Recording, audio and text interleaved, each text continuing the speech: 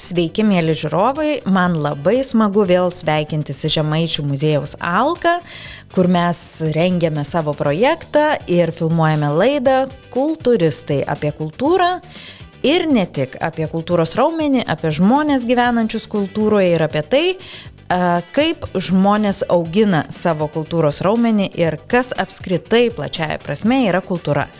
Ir šiandien man yra didžiulė garbė ir džiaugsmas pasisveikinti su arkivyskupu, metropolitu, Telšių garbės piliečiu, dvasios tėvu ir šiaip labai įdomia asmenybė, jo ekscelencija Kęstučiu Kėvalu. Sveiki atvykę pas mus. Sveiki, taip miela atvykti. Ačiū Jums, gerbama Eva, už Jūsų pakvietimą ir tokią gražią iniciatyvą.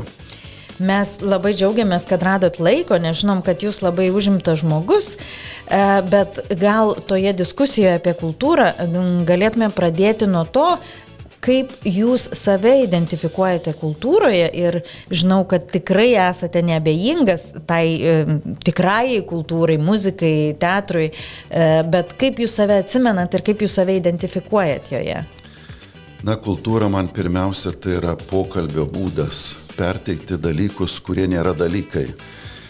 Aišku, kad tai yra bandymas įvardinti tą žmogaus gelmę, kuri iš tikrųjų yra sunkiai apibūdinama kartais tais įprastais žodžiais ir reikia poezijos, muzikos, teatro.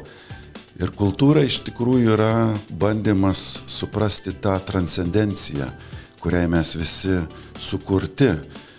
Žmogų gali palyginti kaip aisbergas. Mūsų tas kasdienis gyvenimas yra tik viršūnėlė, kuri iškilusi virš gyvenimo vandenyno. O visa ta gelmė, ta širdis, tie visi potyriai, pagaliau pasaulėžiūra, kuri mus visus supa, na, ji turi turėti išraiškas ir žmogus nejučia ieško kažko daugiau, nes mes negalim tik pasitenkinti tuo, ką kasdienybėje turim ir mums labai gera laiks nuo laiko iššokti į dalykus, kurie yra nekasdieniški. Tai muzikos koncertas, teatras, perskaityta knyga yra tarsi būdas išeiti iš savęs ir pabūti kitaip, kad ištiktų nuostaba. Tas momentas, kuris toks žavus ir kartais toks noras jį patirti. Aš vaikystę prisimenu pirmiausia per tokias,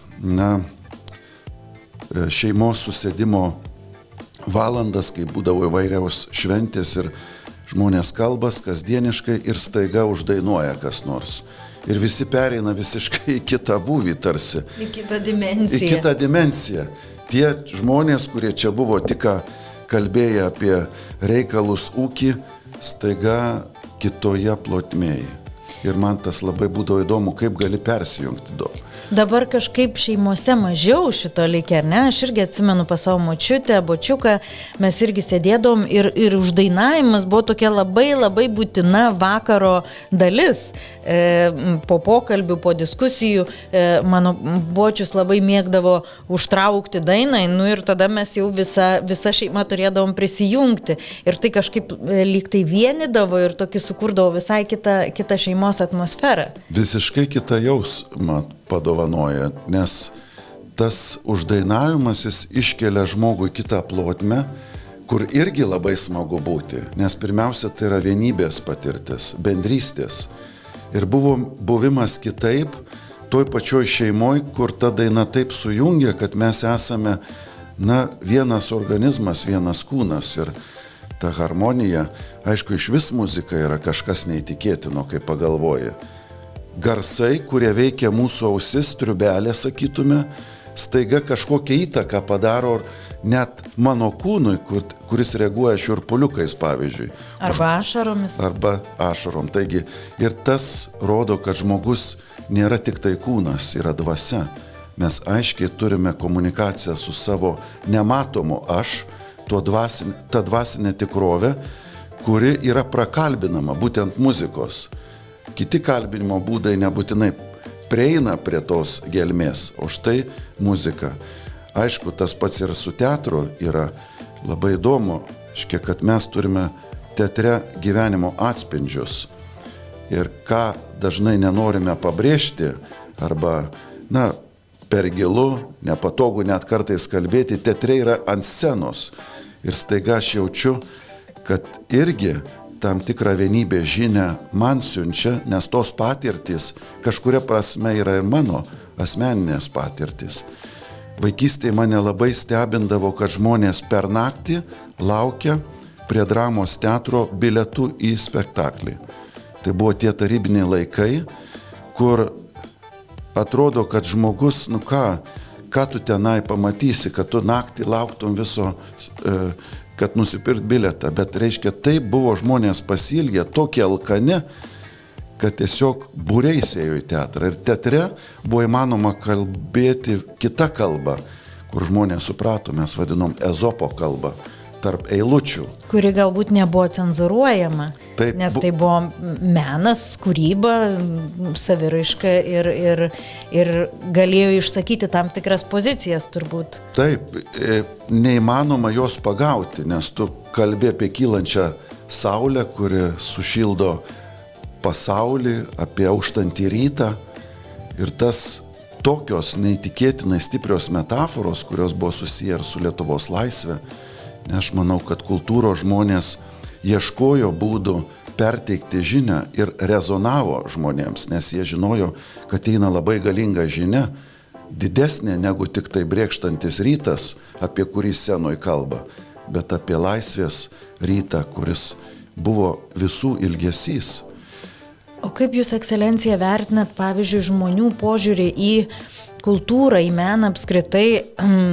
Be abejonės, visiems skirtingas alkis tos kultūros yra, bet būna tokia nuomonė vyraujanti, kad kultūros žmonės, kultūros darbuotojai, nežinau, menininkai, kad jų veikla arba tas darbas galbūt yra toks, sakykime, tiesiog pramoga, kažkoks palinksminimo būdas ir galbūt tos gilumos tenai nebūtinai yra. Aišku, kiekvienas iš savo pozicijų vertinam meną ir kūrybą, bet yra tas toks šiek tiek fonas, kad kultūros darbuotojai liktai nelabai kažką ir veikia. Tokia bendra nuomonė. Taip pat pažįstam, kad gyvenam visiškai technokratiniam pasaulyje, kur tik tai technika, materialus produktas yra vertinamas kaip tikras, o iš tikrųjų žmogaus širdis, jinai sukurta daug didesniems dalykam. Iš esmės mūsų ilgesys yra tiesai, gėriui ir grožiui. Tai su tiesa mes labai gerai tvarkomės, mokslas eina į priekį ir mes žinom, kad mokslas mums dovanoja daug pažinimo pasaulio, bet yra kitos dimensijos grožio, kuri iš esmės tiek pat svarbi, kiek ir technika, kiek ir tas materialus pasaulis, nes kitaip žmogus savo gyvenime praranda džiaugsmą ir prasmės pajautą. Jam reikalingas maistas, kuris tarsi ne iš šio pasaulio. Ir kultūros žmonės dovanoja dalykus, kaip minėjau, kurie nėra dalykai, bet jie dažnai yra net svarbesni kartais, kad eičiau į priekį, kad motyvaciją turėčiau gyventi, negu tik tai, ką mes turime savo buitį, savo technikoje, savo tam pragmatinę matymę. Tai kultūros žmogus dovanoja gyvenimo skonį, sakyčiau. Kaip gražiai pasakėt, gyvenimo skonį. Taip, jis yra būtinybė, kad žmogus pajaustų, kad yra kažkas daugiau, kad pakeltų akis, kad širdis įsiplėstų pagaliau. Ta rutina, kasdienybė, jinai labai žmogų, kaip sakyti, įstumia į tokį kampą. Reikalingi tie momentai, tie bliksniai. Ir jeigu jų nėra, mes kažkaip save sugadinam.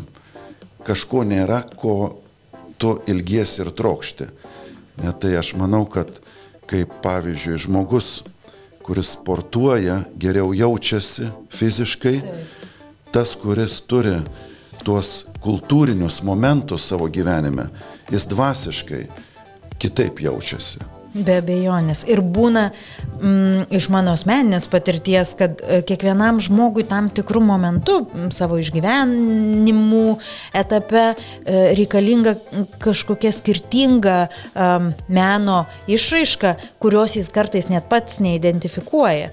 Kaip pavyzdžiui, yra man buvę, kad lankiausi galerijoje ir vat vieno paveikslo kažkoks epizodas vat labai jautriai mane paveikė ir aš jaučiu, kad man kyla naujos mintis, kažkoks jautrumas, permastymai, kur atrodytų galbūt jis net neryškiausias meno kūrinys visoje galerijoje, bet tiesiog turbūt tuo momentu kiekvienam žmogui reikia savo, vienam gal išgirsti kažkokį muzikos kūrinį, kitam pamatyti nutapytą paveikslą, trečiam galbūt pažiūrėti spektaklį.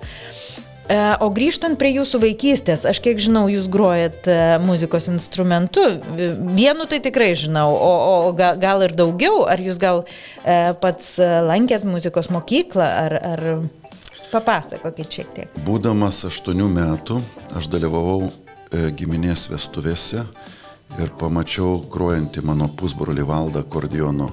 Mane tiesiog užbūrė. Tas momentas buvo tokia nuostaba, ne kad žmogus ima instrumentą ir staiga viską pakeičia. Visą atmosferą, visą nuotaiką ir subanguoja, sulinguoja, visi žmonės uždainuoja ir tokia pakili nuotaika. Man iškart buvo, hei, aš irgi taip noriu. Aš ir taip noriu groti ir taip noriu, kaip čia pasakius, padovanoti tokį džiaugsmą, nes man pačiam labai buvo toks, kaip čia pasakyti, džiaugsmo pliūpsnis. Ir tada iš karto norėjau stoti į muzikos mokyklą, tais laikais nepriėmė, buvau per jaunas, tai tėvai davė galimybę, kad turėjau privačias pamokas akordeono ir tada įstojau į muzikos mokyklą, baigiau ją, dar keletą metų grojau akordeonistų orkestre. Iš esmės tai vieni gražiausių mano vaikystės atsiminimų yra susiję su muzikos mokyklos visokiais renginiais, koncertais, grojimu, pavyzdžiui, dainų šventėje 86 metais 500 akordeonistų Vingio parke užgroja Štrauso valsą.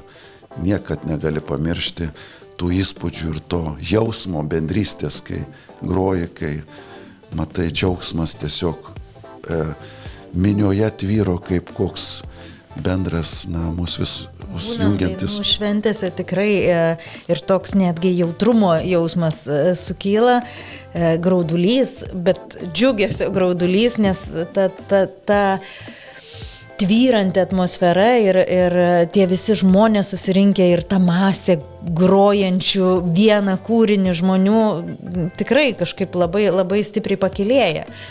Pernai turėjom tą iš nuostabų patirtį dainų šventės, šimtmečio, kuri buvo tokia ypatinga, kad praktiškai mes jaučiam, kad subūrė visą tautą.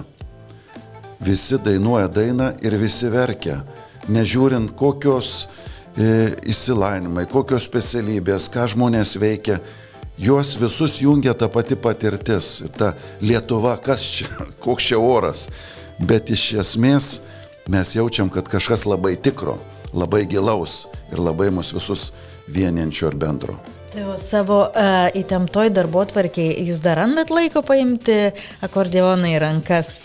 Nerandu laiko, kartais esu priverstas paimti, tiesiog žmonės reikalauja, įdeda į rankas ir man net nepatogu, nes aš kartais tiesiog, kaip čia pasakius, turiu groti visiškai neparepetavęs.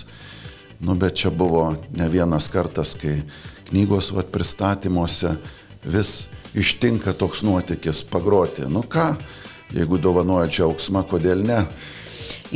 Klaidos yra atleidžiamos tada, kada groja ne profesionalas, turiu omeny nepraktikuojantis muzikantas, taip. Bet aš žinau, kad žmonėms labai patinka klausytis ir matyti jūs grojantį akordeonu ir pati atsimenu esu mačius, tai tikrai tokia dviprasmiška, bet labai teigiama emocija. Ačiū Jums, ekscelencija, mes išeisime trumpai per traukėlį, o paskui sugrįšim ir dar pakalbėsime apie kultūrą, apie dvasingumą ir apie sąsajas tarp religijos ir kultūros.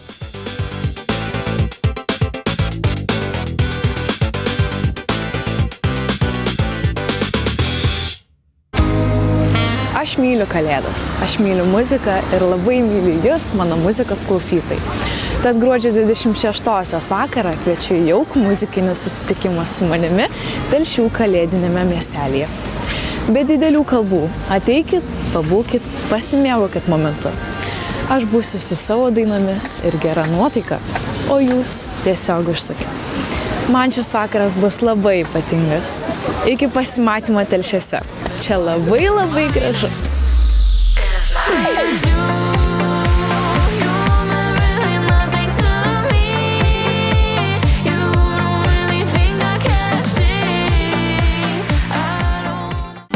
Šiandien populiarumo sėkmę lemia tai, kaip jūs mato ir girdi. Informacijos sraute išsiskiria tie, kurie pristato savo idėjas profesionaliai, aiškiai ir įtikinamai. Meška TV – jūsų partneris visoje audiovizualinėje komunikacijoje. Kuriame aukštos kokybės video reklamas, audio klipus ir socialinių tinklų turinį, kuris ne tik atrodo gerai, bet ir kuria realią vertę jūsų prekės ženklui. Kuriame tam, kad kiekvienas jūsų pranešimas pasiektų tikslinę auditoriją. Nuo strategijos ir idėjos iki profesionaliai atlikto rezultato.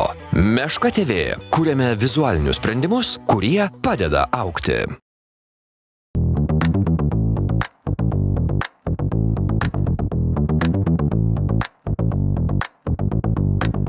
Tai gerbiami žiūrovai, grįžtame į studiją ir man šiandien didžiulė garbė kalbėti su jo ekscelencija vyskupu, arkivyskupu Kęstučiu Kėvalu. Tai tęsdami diskusiją apie kultūrą, galbūt norėčiau paklausti, kaip jūs galvojat, ar dvasingumas, religija ir kultūra yra neatsiejami dalykai? Taip, yra neatsiejami, nes pats žodis kultūra kyla iš lotyniško kultus, kuris yra labai plačios prasmės, kalbantis apie pagarbą, apie tvarką, apie netgi apsirengimą. Taigi kultus, kultūra kalba apie tai, kad liturgija, kuri taip pat yra šventimas, Dievo garbinimas, kultūroje pasireiškia kitais būdais, būtent, kad mes turime pokalbio arba kalbos skirtingas versijas apie tą patį dalyką. Žmogaus dvasia, jinai yra tokia plati, kad jai reikalingos įvairios prieigos. Ir liturgija, jinai kalba apie Dievo garbinimą, bet kultūra plačiausia prasme kalbina dvasinį aš įvairiais rakursais, kur iš esmės bandymas yra prisiliesti prie tos giliausios žmogaus asmenybės plotmės, kurioje vyksta būtent susitikimas ir su kūrėju, ir su kitais žmonėm, ir su savimi pačiu. Ir čia yra patirtis, pajautos, įspūdžiai, nuojautos, pagaliau dalykai, kurie iš esmės įvardint galima tik tai per metaforas, per žodžius, kurie ne iš šio pasaulio, kurie bando pagauti tą žmogaus dvasinę tikrovę, kuri šiam pasauliui kartais tiesiog yra per plati, kad būtų galima apibūdinti tik tai techniniais įvairiais apibūdinimais, pavyzdžiui, kas yra žmogus. Žmogus yra gelmė ir jai prakalbinti reikalingas labai platus tas kultūrinis fonas ir išraiškos priemonės, menas, dailė, muzika, literatūra, pagaliau liturgija yra būtent to prakalbinimo versijos. Ir kaip bebūtų gaila, labai daug žmonių šiandien praranda tą dvasingumą. Aš nekalbu gal grinai apie religiją, bet dvasingumą apskritai, tokios lyg atėjusios mados nukrypti į kažkokius kraštutinumus, galbūt savęs ieškojimo visiškai kitoje religijoje ar kažkokiose šamanizmo idėjose, kai tas dvasingumas eina per kultūrą ir jisai yra visai šalia. Ir galbūt dėl to vyksta tiek daug ir savižudybių, kad ir kaip liūdna apie tai kalbėti, ir savo aplinkoje esu patyrus, labai jautriai išgyvenau šitą. Kaip jūs galvojat, ar gali būti taip, kad kultūroje esantis žmogus iš esmės gali būti nedvasingas? Ar kultūra gali būti kaip ta plokštuma, kurioje nėra dvasingumo? Na, pirmiausia, jeigu taip žiūrint, kodėl žmonės nesidomi kultūrą arba kodėl nejaudina tie dalykai, kurie atrodo tikrai žmogaus dvasią praturtintų, dažnai tai būna yra nepažinimas nei savęs, nei savo istorijos, krašto istorijos. Dažnai tai yra tik tai labai toksai siauras matymas savo gyvenimo, ne žiūrint tik tai tą fizinę patogumo plotmę. Ir staiga širdis nepatenkinta, jinai neturi kažkokio tokio džiaugsmo. Ir tada prasideda eksperimentai. Ieškojimai, kurie dažnai gali net nuvesti į savidestrukciją, nes tu nori kažkokių įspūdžių, patirčių, tavo širdis iš tikrųjų ilgisi, ne, ir žmonės kartais patenka į tokias pinkles, ne kaip, pavyzdžiui, narkotikų vartojimas ar įvairios priklausomybės. Aš tarp jaunimo dabar nes problema. Tu turi tą, kaip sakyt, pagavą išgyventi, nes tu alkanas jai, bet tu ieškai labai blogose vietose to. Ir jeigu, pavyzdžiui, pasižiūrėtume, kaip žmonės ieškojo per istoriją, sakytume, atsakymų į žmogaus prasmės klausimus, kodėl mes čia gyvenam žemėje. Ne? Kas kelia džiaugsmą, kada žmogus patiria pilnatvę. Ne? Tai atsakymai yra. Ir labai gilūs atsakymai, kurie pralenkia ir kultūras, ir laiką, yra tam tikros konstantos, ką daryti, kad būtum laimingas. Ir štai nepažinomas, tada aišku galbūt žmogaus ir trūkumas motyvacijos domėtis, staiga jį patį nuskurdina, padaro jo pačio gyvenimo eksperimentų lauku, kur tu gali save sugriauti. Yra, aišku, tas kultūros laukas toks platus, kad kartais atrodo įvardina kultūrą ir tuos dalykus, kur yra savidestrukciniai. Mano manimu, tai jau yra perlenkimas, nes kultūra giliausia prasme yra tai, ką žmogus stato, kuria, plečia, duoda pagavą, džiaugsmą. Ir jeigu visa tai atvirkščiai veikia, greičiausiai tai nėra kultūra. Greičiausiai tai yra kažkas, kas yra grimasos. O ekscelencijos, negalvojat, kad kai kurie žmonės galbūt nedrįsta stoti į akistatą su kultūra ir dvasingumu, gal dėl to, kad bijo pamatyti kažką savyje, pažadinti kažką savyje, kas yra labai galbūt skaudaus, jautraus, arba supratimą, kad reikia keistis? Taip, labai tiksliai pasakyta. Tai gali būti baimė stoti į akistatą su savim, su pasauliu ir taip pat su kūrėju.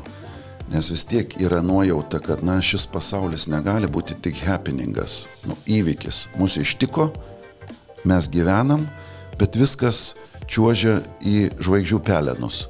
Nieko nėra, jokios prasmės čia neturim. Intuityviai visi jaučiam, kad kažkas vis tiek yra. Taip, ir tas intuityvumas mus neša. Bet iš kitos pusės, kai tu pradedi keliauti to kelionė atradimų, kas yra žmogus, kodėl šis pasaulis egzistuoja, tu nejučia turi priimti dalykus, kurie yra galbūt man iššūkis.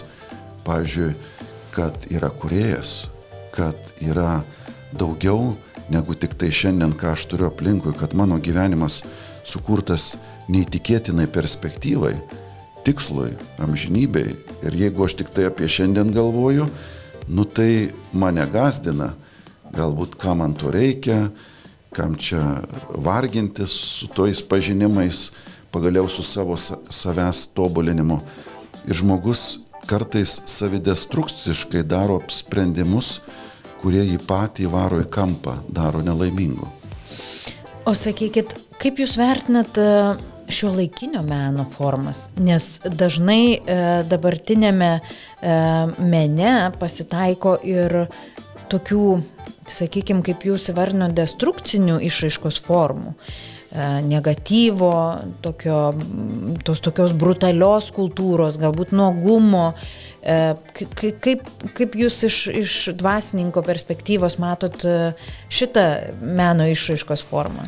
Taip, aš čia žiūrėčiau kaip eksperimentus, paieškas, kurie iš tikrųjų gali šokiruoti iš vienos pusės. Turbūt to ir siekiama. Taip, tai iš tikrųjų įspūdžio bet kokią kainą. Ir tarsi kultūra pameta savo tikslą, kad mes kuriame grožį, gėrį, kur žmogui turėtų širdžiai palikti tam tikrą įspūdį, kad pasaulis yra gražus. Ne? Bet jeigu aš, pavyzdžiui, staiga sukrečiu žmogų žiaurumu, tai aš siunčiu žinią, kad čia nesaugu, kad šitas pasaulis nėra gera vieta, kad čia gali tai būti. Ir jeigu aš palieku be jokios žinios, tai kas sutvarkys tą žiaurumą? Arba jeigu taip gali žmogus elgtis, tai kas tada su manim, tai reiškia ir mano atžvilgiu gali būti tai pasielgta. Ne? Tai koks tikslas yra, nežinau, ir to pačio nuogumo, jeigu jisai yra nukreiptas į grožio, kaip sakyti, žinią, ne, tai mes turime renesansą ir taip pat gražią tapybą, kur ten kitokiu būdu perteikia tą patį, atrodo, nuogumą kaip grožio žinią. Ir staiga galiu perteikti kaip tokį, kaip sakyčiau, savidestrukcinį ir netgi žmogų žeminantį elementą. Taip. Ir jisai faktiškai, mano supratimu, nepasiekia to tikslo, taip jis sukrečia, bet jeigu tik tiek sukretimas, kultūra nepasiekia savo tikslo, yra kažkas daugiau, tu turi nešti žinią apie pasaulį, kuris yra gražus, kuriame gera gyventi ir kad širdžiai lieka toks pajautimas, kad, mes visi esame šeima, esame žmonės, kurie galim padėti vieni kitiems pasotinti tą alkį prasmės, ilgesio ir begalybės. Tai dabartinis tas laikas pasaulyje apskritai viskas niveliuojasi ir tie destrukciniai, šokiruojantis elementai, jie yra labai paveikus ir pasiekiamas greičiausias efektas. Turbūt ilgiau užtrunka sukurti muzikos kūrinio šedevrą, negu priklijuoti banano žievę prie sienos su lipnia juosta ir pristatyti tai kaip kažkokią unikalią idėją. Kaip jums atrodo tas toks vartotojiškas visuomenės požiūris ir į meną, ir į kultūrą, ir apskritai į gyvenimą? Kaip jūs šitą vertinat? Aš manau, kad čia turbūt yra šio laiko žymė, kad mes nebeturime laiko įsigilinti, įsijausti, nerti į gelmę, nes tam reikia pastangų, tam reikia tikrai daug laiko ir tada vis tiek norime to įspūdžio, norim tos kultūros, ir tada ta žievė ant sienos, maždaug, sukretimas. Bet iš kitos pusės tai yra, kaip greitas maistas. Taip, maistas, bet jisai nemaitina. Jisai netgi kenkia organizmui. Tai taip ir dvasiai. Taip, tas pats su dvasia, aš manau. Ir čia, kaip menininkai sako, turi iškentėti, išlaukti ir tada tau, kaip sakyt, atsiveria tokios erdvės ir tada tą pagavą tu pasidalini su savo žiūrovu, klausytoju, jis pajaučia taip pat tą gelmę. O jeigu to nėra, tai aš turiu įtikinėti, kad ten yra gelmė. Arba padaryti visišką nesąmonę, dovanokit, ir tada teikti, kad čia yra tokia unikali idėja, kad klausykit, stebuklas tiesiog ir visiems būtina įtižėti. Bet fenomenas yra tame, kad žmonės nori būti vertintojai to neįprasto, dabar jau gal ir įprasto vadinamo šiuolaikinio meno ir pasiduoda tą įtakai nebūtinai dėl to, kad jiems tai yra gražu, bet dėl to, kad dabar tai yra madinga, tai yra populiaru ir aš žiūrėsiu į tą banano žievę ir aš sakysiu, kiek aš ten gilių minčių pamačiau. Taip, tai yra iš tikrųjų beveik dirbtinis prasmės teikimas, nes iš esmės turėtume prieš meno kūrinį nutilti, o ne kalbėti. O čia atvirkščiai ateina. Mes turime tiek daug kalbėti, kad įtikint save, kad tai yra menas. Tai yra tam tikras žongliravimas, aš sakyčiau, džiazavimas visiškas, prasmėmis, kurias taip tu gali ten sudėti, bet iš esmės jie neduoda man pagavos to maisto, to aha momento, kur iš esmės kultūra turėtų daryti. Maisto ir neduoda, nes bananas suvalgytas, va tik žievė priklijuota su lipne juosta. Tik tiek. Ačiū, ekscelencija, už dalinimąsi savo mintimis. Mes trumpam vėl išeisime į pertraukėlę ir grįšime dar į studiją pasikalbėti apie kultūrą, dvasingumą ir ne tik.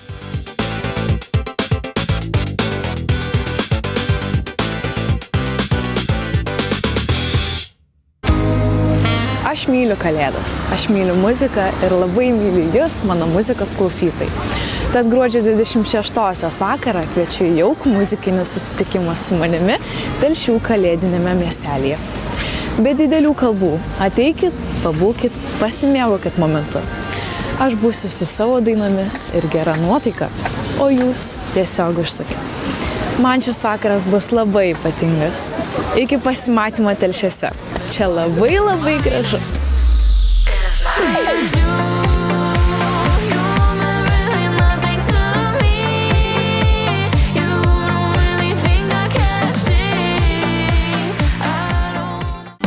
Šiandien populiarumo sėkmę lemia tai, kaip jūs mato ir girdi. Informacijos sraute išsiskiria tie, kurie pristato savo idėjas profesionaliai, aiškiai ir įtikinamai. Meška TV – jūsų partneris visoje audiovizualinėje komunikacijoje. Kuriame aukštos kokybės video reklamas, audio klipus ir socialinių tinklų turinį, kuris ne tik atrodo gerai, bet ir kuria realią vertę jūsų prekės ženklui. Kuriame tam, kad kiekvienas jūsų pranešimas pasiektų tikslinę auditoriją. Nuo strategijos ir idėjos iki profesionaliai atlikto rezultato.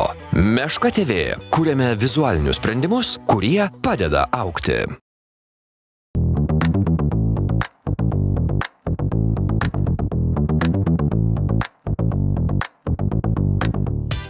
Tai tęsiam pokalbį su jo ekscelencija arkivyskupu Kęstučiu Kėvalu ir labai apie globalias temas, dabar kalbam ir apie tokius dvasinius, giluminius dalykus, gal šiek tiek apie tą gyvenimo virtuvę, dvasininko gyvenimo virtuvę.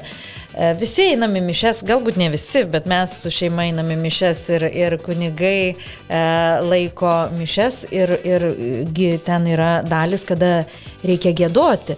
Ar yra toks reikalavimas dvasininkui, kunigui turėti kažkokį muzikinį išsilavinimą?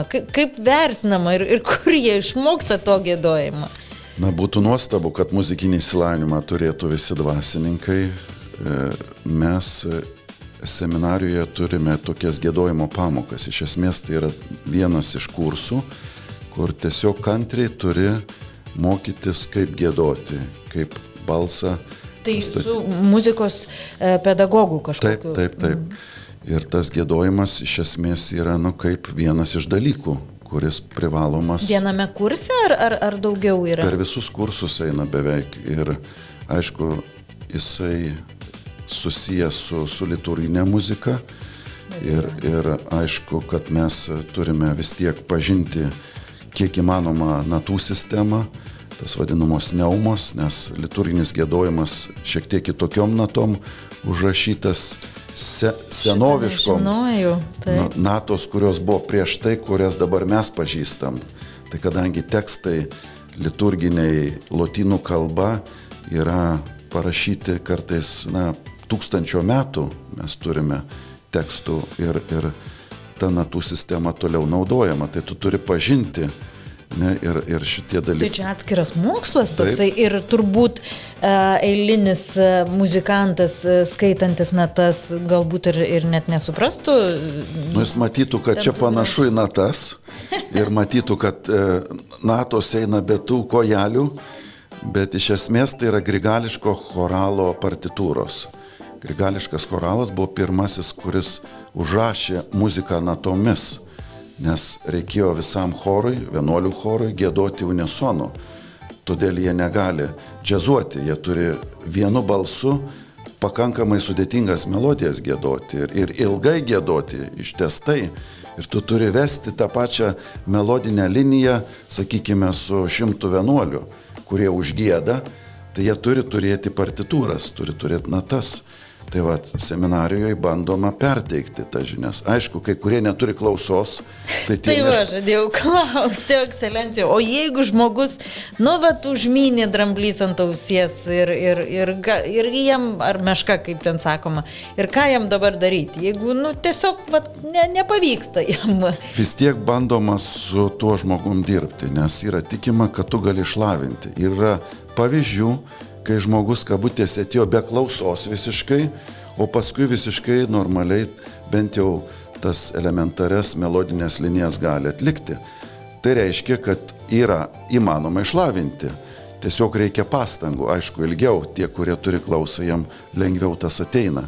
Čia kaip ir vieni labiau linkę kalbas išmokti, kiti mažiau, bet nenori, išmoksta daug. Yra buvę tokių atvejų, kada studentas neišlaikė kursų ir dėl to negali eiti dvasininko keliu. Dėl giedojimo nėra užtvertas kelias. Nežinau, kaip rytų bažnyčioje, bet čia vakarų bažnyčioje vis dėlto giedojimas nėra numeris 1 elementas, kad apibrėžtų dvasininko pašaukimą.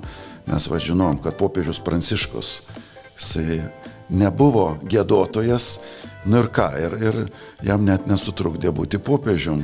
Bet iš kitos pusės labai gera, kai dvasininkas gali giedoti. Pavyzdžiui, kai dabartinis popiežius Leonas XIV užgiedojo Tėve mūsų, visi atsikvėpė, jisai turi klausą, bus smagu, bus gera liturgijoje dalyvauti. Tai čia labai toks, sakyčiau, pastiprinimas ir geras prieskonis. Aš dabar gal leisiu savo pajokauti, nenoriu nieko įžeisti, tikrai mūsų šeima yra dvasinga ir lankomės bažnyčiai, bet leisiu savo pajokauti, kad lyg tai bažnyčia šių dienų kontekste liberalėja šiek tiek.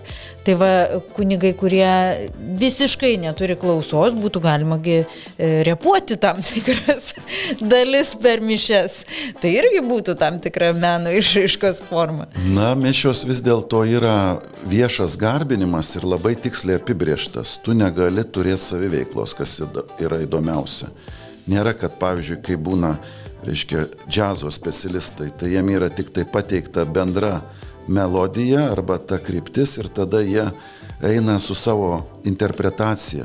Ten labai griežtai aprašyta, ką kunigas turi daryti, ką giedoti ir todėl negali labai daug džiazuoti. Iš esmės tai jisai turi atlikti vadinamą viešą kultą, kur visi žmonės tada gali bendrai dalyvauti.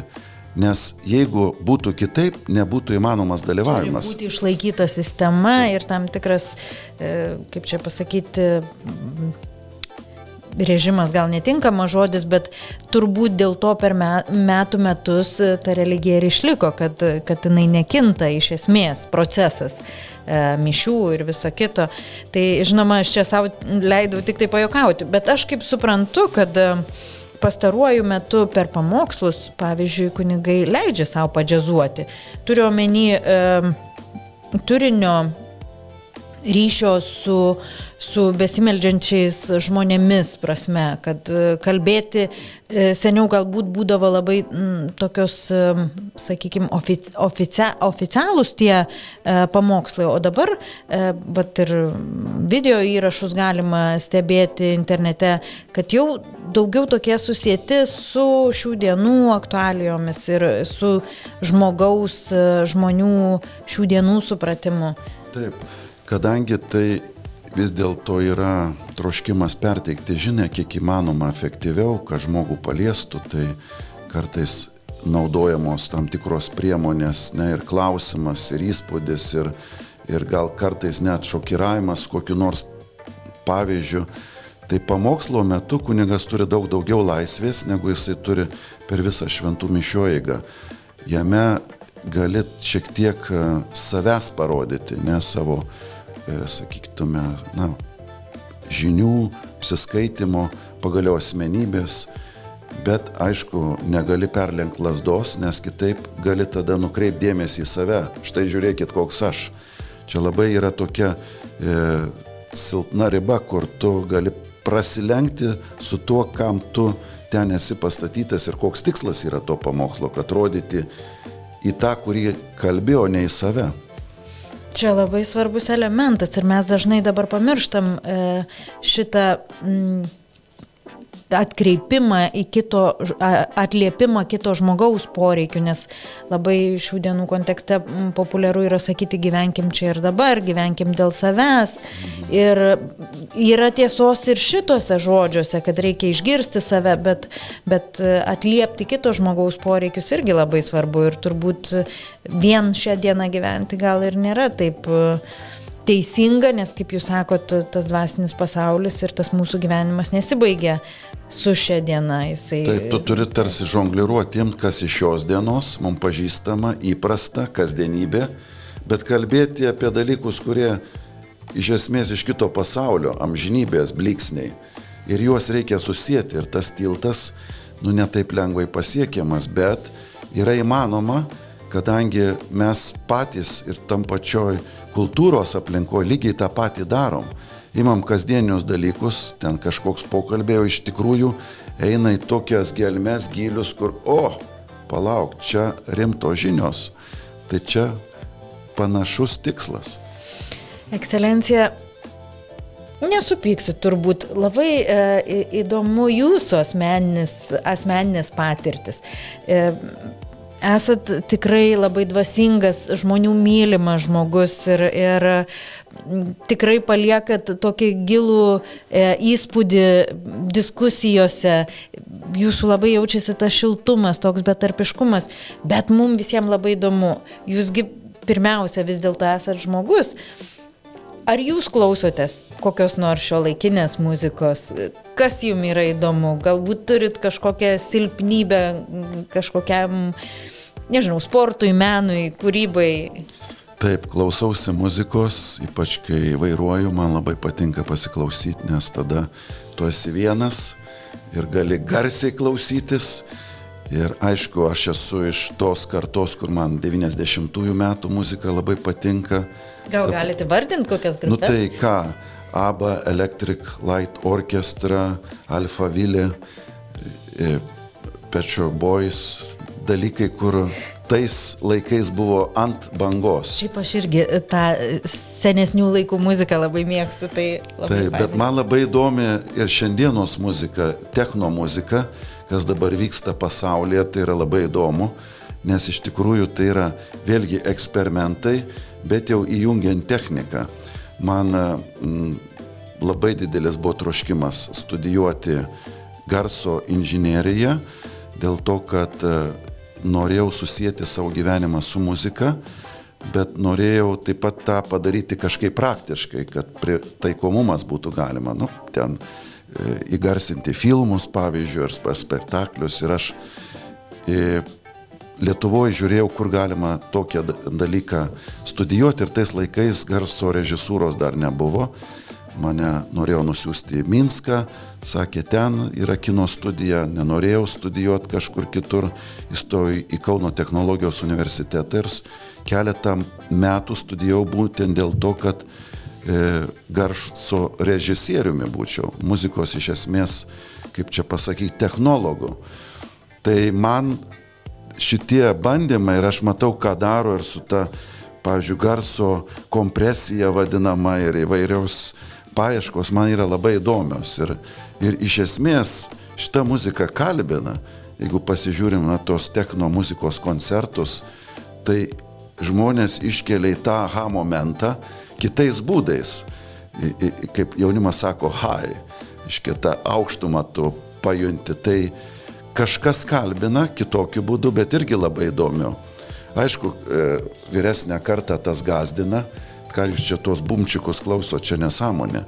Ne, bet jie yra labai įdomiai, ne, kad netgi su širdies ritmu susiję ir pradeda rezonuoti tai, kas vyksta fiziologiškai, na, sakytume, tavo organizme su ta muzika, kuri, na, sklinda ir jinai yra eksperimentas, bet jis yra labai įdomus, tarp kitko, jis labai, nu, kaip čia pasakius, einantis pionieriškų kelių į dalykus, kur prakalbina kitų būdų, bet manau irgi parodant, kad yra, sakytume, sveikos ir gražios, na, to pagavos arba tos nuostabos patirties formos. Kaip įdomu klausytis, vis tiek kažkaip dvasininkus mes matom kitaip, žmonės, kurie nesam tos srities, sakykime, specialistai arba nedirbame šalia dvasininkų, tai visada kažkaip idealizuojami žmonės, įsivaizduojama, kad, nu, jie tik tai liturginės giesmės ir gieda, tai labai įdomu klausytis. O sakykit, kai važiuojat automobilį ir klausotės tų dainų, dainuojat garsiai kartu su priedainius? Būna, kad uždainuoja, kad aš dainuoju. O dvasininkai gali, pavyzdžiui, renginį ar kažkokiam šeimos susibūrime šoka, galima dvasininkam atsipalaiduoti? Visai būna ir pašoka. Bet nėra tokių nurodymų, kad negalima? Ne, tikrai nėra. Čia, aišku, kiekvienas turi žiūrėtis pagal save, bet iš esmės tai kodėl ir padainuoti, ir pašokti, tai čia labai žmogiška, ne? Tai viešpats Jėzus vestuvėse dalyvavo ir pritrūkus vynui padaugino. Tai ką darė, tai reiškia džiaugsmą daugino. Tai tu turi, kaip čia pasakius, būti tame gyvenime ir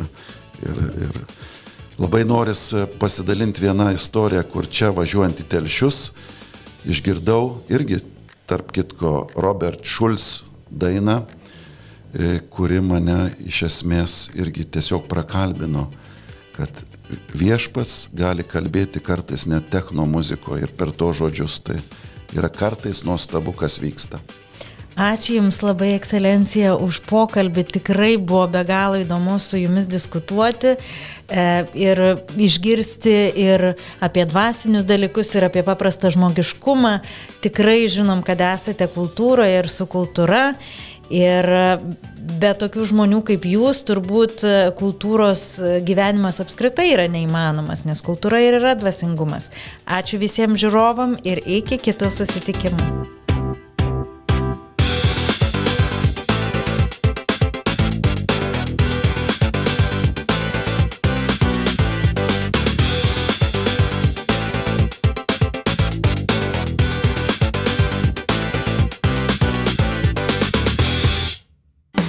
Šiandien populiarumo sėkmę lemia tai, kaip jūs mato ir girdi. Informacijos sraute išsiskiria tie, kurie pristato savo idėjas profesionaliai, aiškiai ir įtikinamai. Meška TV – jūsų partneris visoje audiovizualinėje komunikacijoje. Kuriame aukštos kokybės video reklamas, audio klipus ir socialinių tinklų turinį, kuris ne tik atrodo gerai, bet ir kuria realią vertę jūsų prekės ženklui. Kuriame tam, kad kiekvienas jūsų pranešimas pasiektų tikslinę auditoriją. Nuo strategijos ir idėjos iki profesionaliai atlikto rezultato.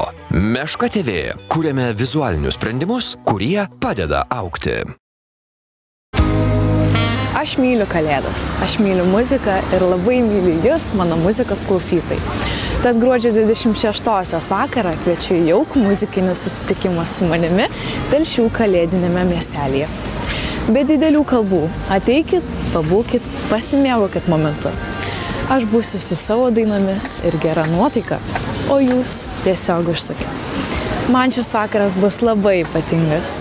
Iki pasimatymo Telšiuose. Čia labai gražu.